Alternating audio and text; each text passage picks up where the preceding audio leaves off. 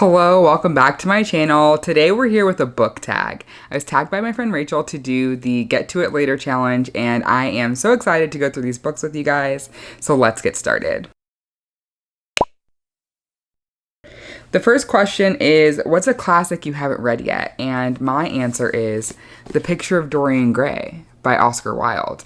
I have had this copy in particular on my shelf for quite a while. Whenever Barnes & Noble initially came out with this faux leather bound situation and they have colored pages, I saw this and I was like, this is gorgeous. I need to own this. And I bought it and it was like $10 and I still have yet to read it, but I really want to. I've heard excellent things about this story. Okay, question number 2 is to pick a book on your shelf you haven't read yet. And that one is going to be I'll Have What He's Having by Abdeeb Khorram.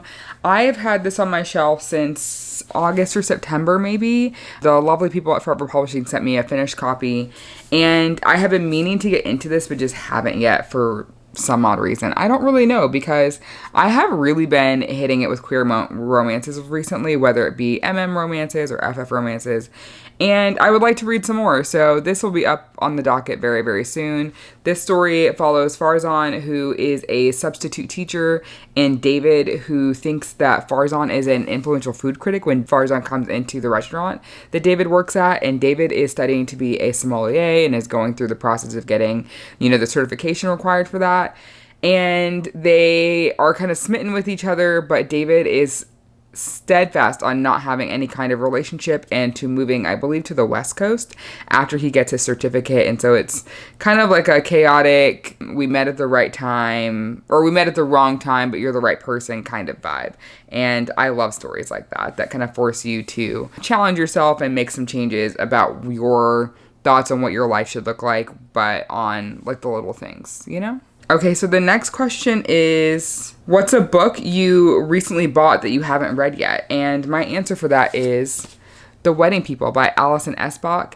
This has been on my shelf probably 2 months at this point, and I think I'm going to pick it up really soon. This follows Phoebe, who arrives at an inn in Cornwall, and she is just dealing with a lot of things, and so she's booked this trip away, not realizing that the inn she booked her room at is actually all booked up for a wedding, and they let her book thinking she was a part of the wedding party. And so now she is surrounded by these wedding people who are having this incredibly joyous time of their life.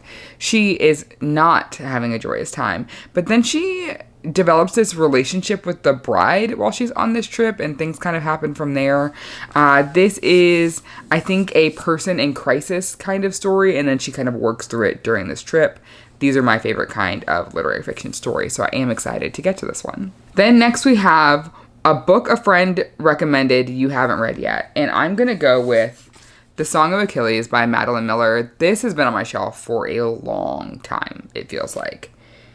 A really long time. If you can tell by the wearing on that Target sticker, it's frayed around the edges. This has been on my shelf for a hot minute, and I just haven't read it yet. I think because I know it's going to devastate me, I think is why I haven't read it yet. This was recommended to me by my friend Lexi on Instagram. Her handle is Lex Gets Bookish, I think.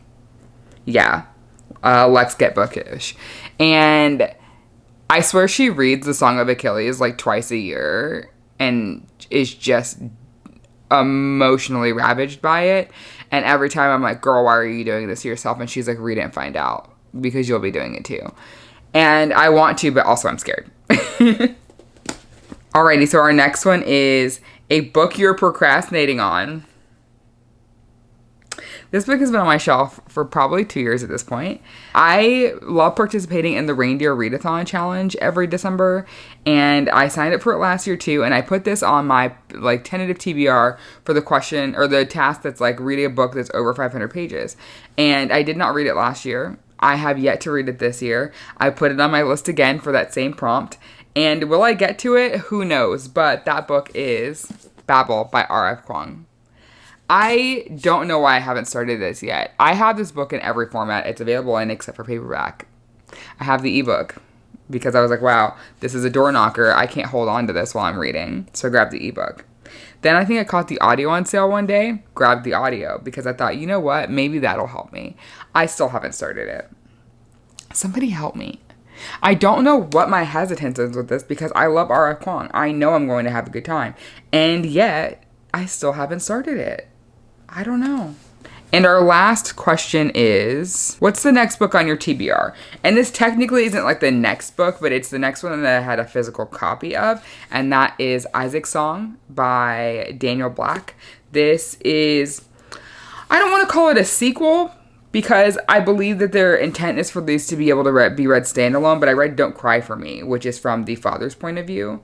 And this book is from the son's point of view, although from a different timeline in their life story. So I can understand how it's not really a sequel, but it's kind of a sequel. So we're going to follow Isaac, who grew up in Missouri, had a hard time with his family because he's gay.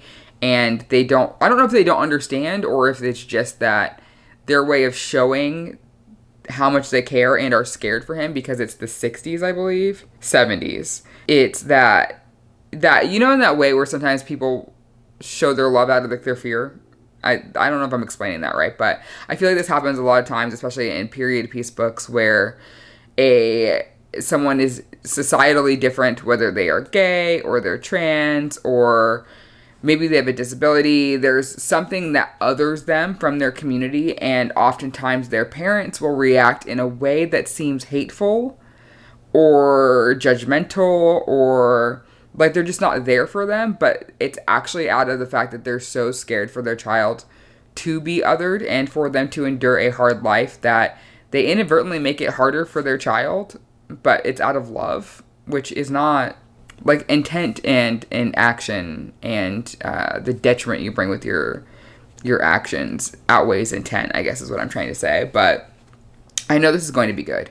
I know this is going to devastate me, and I'm not ready. So I've been reading just cute little romance books until I'm ready to start this one. This comes out January 28th is what this title page says, but I think it actually comes out on the 14th now, because I was going back and reviewing release dates for things that I need to pay attention to, and I feel like this got moved up. But this is a January title nonetheless, and I am excited to get to it. And so those are all of the questions from the I'll get to it later tag.